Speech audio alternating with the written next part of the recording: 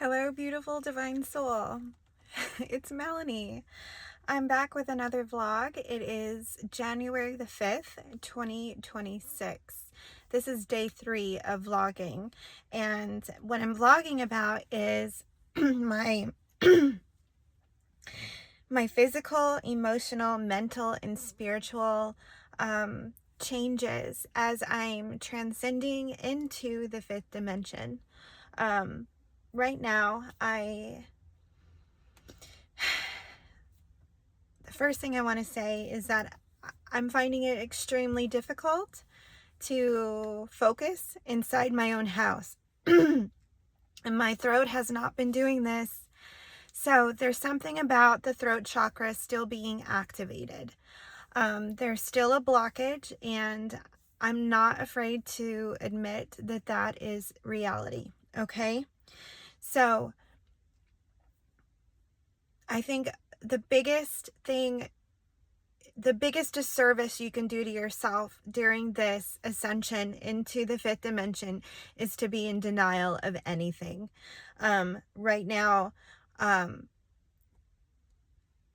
accepting reality as it is super important to this ascension, right? So I want to go ahead and talk about the outfit, okay? We've got on Miss Britney Spears' Baby One More Time t-shirt, and this shirt is special to me because it transcends me back into the early 2000s, if not like late 90s. Okay, that time period for me was crucial in my development for my creativity. Okay, I was so heavy into music and just loving the fact that I was connecting to different artists during that time period, and I was creating this persona, this identity for myself. And Britney Spears during that time period was so fun for me. She was that, like, edgy, flirty, playful, just out of the ordinary kind of girl, but she was also that girl next door, and that's how I was feeling in that time period of my life too. Okay, I wanted to express myself in ways that were taboo for me in that time period, but then I was also the girl next door, the small town girl who just was doing what mom and dad required. Okay, so there's something about Britney Spears, there's something about Baby One More Time. So there's something, I'm just really, look at this tree right here. Something about it. I'm really drawn to trees. 333 on the clock. So I'm going to jump into the physical, okay, before I get too off topic. So, teenager body, okay, like I'm seeing now that my body is converting back into the teenager body that I had before the 3D trauma, the trauma that I went through shortly after that time period that I was just talking about, the teenager time period. I'm going to go a little personal here. Just a backstory. I went through high school, graduated from high school in 2004. In the summer of 2004, I dated just about 4 guys, and I ended up landing that summer into a relationship with my now ex-husband. So I went from mom and dad home into a very small time period of independence that truly wasn't independence now that I look back on it. But I went from mom and dad straight into marriage and sharing a home with a man and became mother and wife. Okay. Well, first wife, then mother, of course.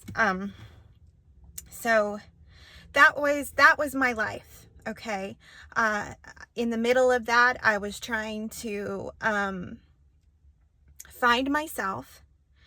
The identity had been lost from that teenagerhood. The identity was lost, okay, because then my identity became wife and protege of husband, okay. And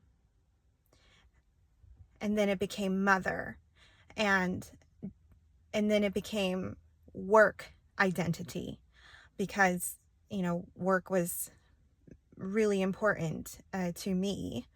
I was always it was ingrained in me to work. Okay, so I jumped into banking. I became a banker, and I started at the very bottom, and through that 11-year process I worked my way to the top, and I became bank manager.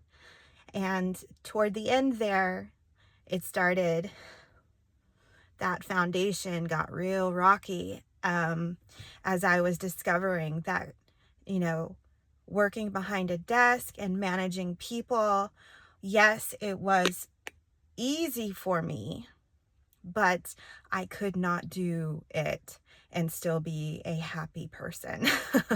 Okay, it was emotionally taxing. As an empath, I was trying to appease everyone and take everyone's position into my own. And so I had a really hard time delegating because I didn't want to overload them. And then it became an overload for me. And then my mother-in-law passed away, and I was dealing with death. Okay. And that death threw me into my spiritual awakening. That was the beginning of the whole waking up process. And so anyway, I wanted to give you guys a backstory, just so you know where I'm coming from. I haven't always been a housekeeper. I haven't always been a service person. After that transitional period of going from corporate America, after I left the bank, I went into another corporate job and managed a car dealership. Okay. I was the office manager of a car dealership. So it was still the same environment, but worse, because I was dealing with a constantly rotating door of people, and they were hiring all kinds of people that, as long as you didn't kill somebody, you were okay, right? Like, it didn't matter what was on your list here of dirty deeds. That didn't last very long. And then I went to go work for the county and realized that politicians are snakes. And, my pure heart here was so giving and loving and bringing light to an environment that was, now that I look back, was just a complete darkness. And no one liked it. No one liked me in that environment. And they soon showed me their true colors and kicked me out. It was awful. It was an awful, awful experience. And I, of course, took it to heart, and I thought it was all because of something that I had done. So that's when God said, no, Melanie, this is your, he sent me through a period of humility, okay? And I tried my hand at doing a business, a creative business where I made soaps and lip balms and bath salts, and I made all these things, and I had this tent where I went trade show to trade show, and it was beautiful. I enjoyed it, but it was a flop, okay, because everything was a circumstance. You know, there was always something wrong with that particular trade show where it just didn't work out, you know? So every experience led me to this exact moment, especially when I decided to move into substitute teaching, door dashing, and I worked for a local men's group home. Okay, so I went straight into service work at that point. I was doing all three of those jobs at once. And it was something I had never done before. I had never worked with the mentally challenged. I had never been in a one-on-one situation with the mentally challenged people before. Okay, and that was so inspiring and humbling, and you know, it was so beautiful. And I owe those men, okay?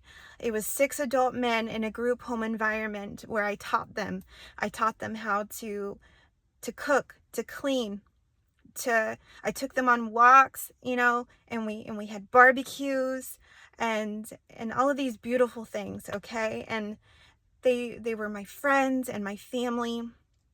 And then the children at the school where I substitute taught, all of this was during the COVID virus, okay?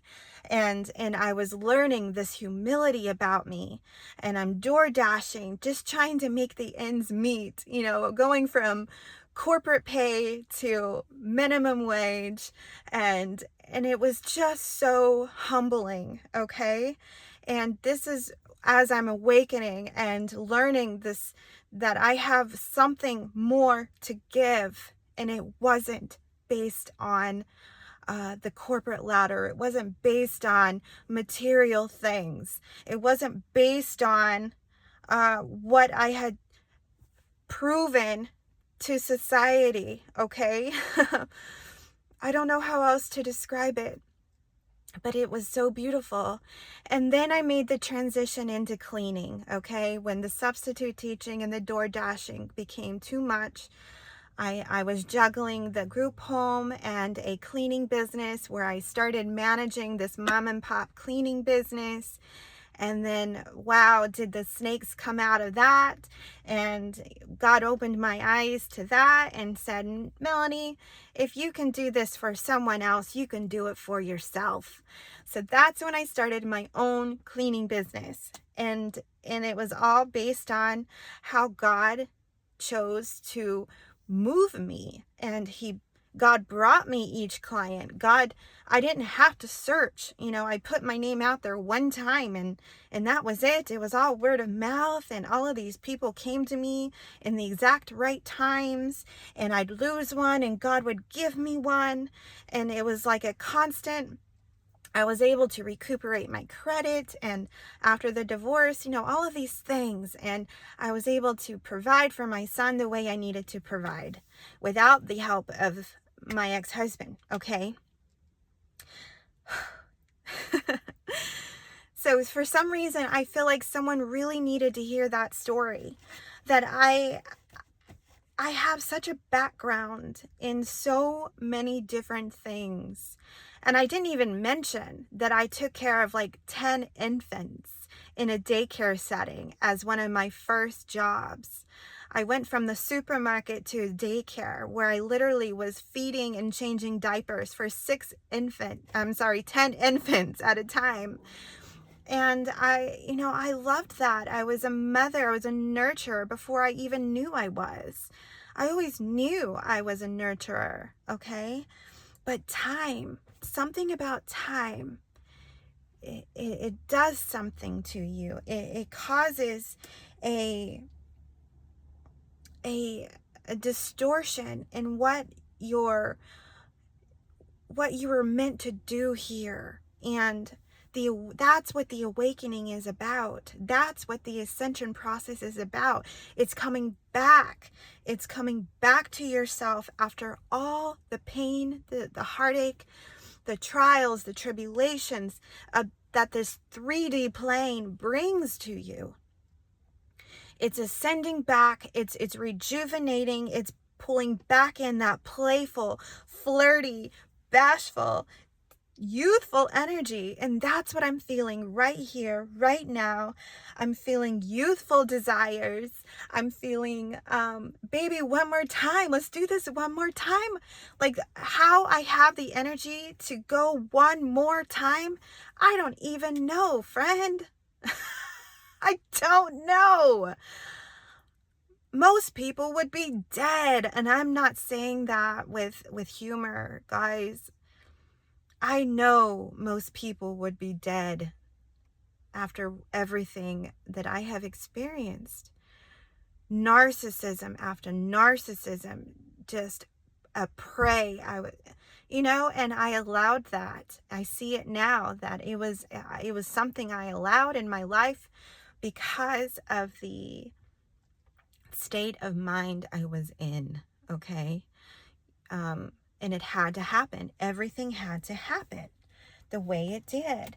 And so I think I've covered everything that I wanted to talk about, and I didn't break it down into subjects like I normally do here. Okay, so let me just go over and see if I did miss something. Okay. I am just feeling that Empress energy today. I'm feeling the innocence, the princess energy, okay? Like I got my princess neck, Disney princess, and it says forever a princess. That's where I'm feeling. I used to feel like a princess when I was a teenager, and I had no reason to feel like a princess. Thinking back, like it was maybe a trend or something, but now I feel like I embody that energy. I embody that rightful energy from God, okay? I feel grounded, and, I feel like the spirit animals are showing me the signs consistently. And there's just something about logically wanting to hurry up, but logically, you can't hurry anything. So it's a little bit of a mind over matter, a faith over fear kind of situation that's still happening. Dealing with everyday life, right? Dealing with, being on a 3D plane and living in a 5D reality. God gives us the ability to move back down to the 4D when we have to meet in between, to meet the 3D with the 5D. You still have to function within this plane, but the state of mind that you've been given is so beautiful. The beauty, the bliss, the feelings of knowing, just knowing that everything is going to work out without the fear of it not. I can't tell you how the reassurance of it is so beautiful.